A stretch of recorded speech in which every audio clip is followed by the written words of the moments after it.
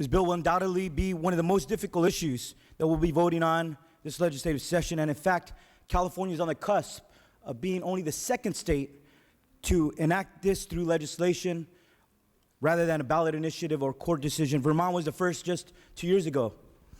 And I understand this bill touches on what's most important in our own lives, our morals and our values, our religion, our deepest emotions and philosophies about life and death. But it's also about our family members that we care about the most, our loved ones. And this legislation is a solution to a reality that plagues individuals who have fought long and an arduous battle that seems to have no end.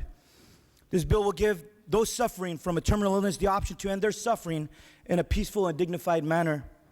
And as a state, we should respect the wishes of those with a terminal illness who desire this option as a means to end their suffering peacefully and privately with their loved ones. And while this bill is about allowing the terminally ill to peacefully and end their suffering, there's also another piece to this legislation, and that is their loved ones. There's nothing more painful than watching someone suffer and feel helpless while their loved ones are in agonizing pain. But 2015 is a historic year to enact this legislation. Nearly 70% of Californians support it. Nearly 7% of Latinos support it. And that is because they know it's about respecting the choices of those we love the most. And we have included the safeguards in this bill. And we don't have to go on unfounded hypotheticals about potential abuse or misuse.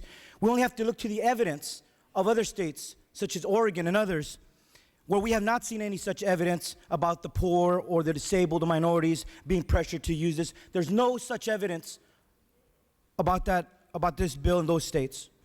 And we should also not allow this issue to go to the ballot, because then we're forfeiting our own decision making, the duties that we were sent here to do, the tough choices we have to make. If we do not send this bill to the governor today, we then just send it to the ballot.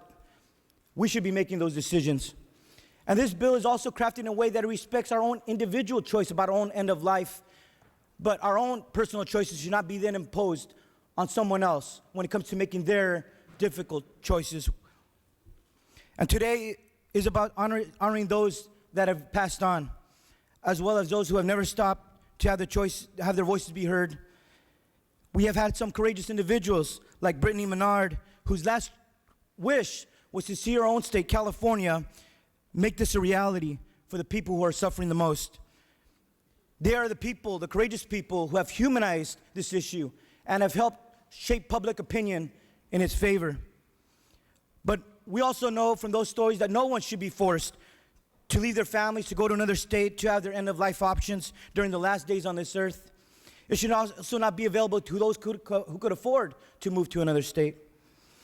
And members, let's also remember why we're here: to serve that those who need the most help, to fight for the voiceless, to protect those who are most vulnerable, but also secure a future in California in which its residents do not have to face the pain and disparity in their end of life due to an illness that they cannot control.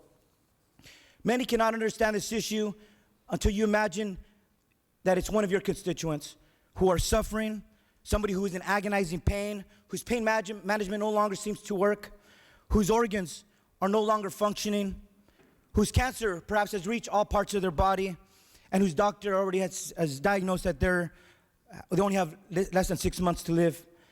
But then imagine their children seeing their loved ones in so much pain and feeling powerless in being able to help them. But then imagine that that person is just not your constituent, but imagine that that's your father or your mother or your grandparent or your daughter. And then how would you feel about this issue? This issue does hit close to home, especially for me this year. My father is currently suffering from terminal bone cancer.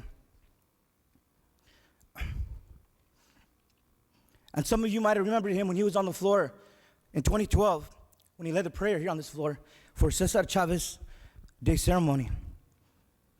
He's a Vietnam veteran. He was a pastor of his church, and he gave up so much of throughout his life to help other people. In fact, when I got married 2.5 years ago, he couldn't even attend our wedding because he was the VA had sent him to a hospital to get a bone marrow transplant that took 2 months. A few days after visiting him, he had lost so much weight, had lost all his hair. He was in a lot of pain. This is the man who worked hard his whole life, made an honest living, took care of his family. The guy that when we were kids, we all looked up to. He was a strong guy in our family. But now here he is fighting for his own life. And last March, he sat us down with all my brothers and sisters around him. And he had that conversation that you never want to have with your loved one about what happens when that time comes. What choices does he want? And I hope that none of you have to ever have that conversation, because you can't help but cry, and it hurts profoundly. But when that time comes, that's what was at this core of this bill, is about respecting his choices, respecting my father's choices. A guy who served his country, who served God faithfully, gave so much to so many others, and now he's asking us to respect his choices when that time comes. And that's why I say, for the sake of our loved ones, let's respect them enough to give them their own options, because they deserve at least that.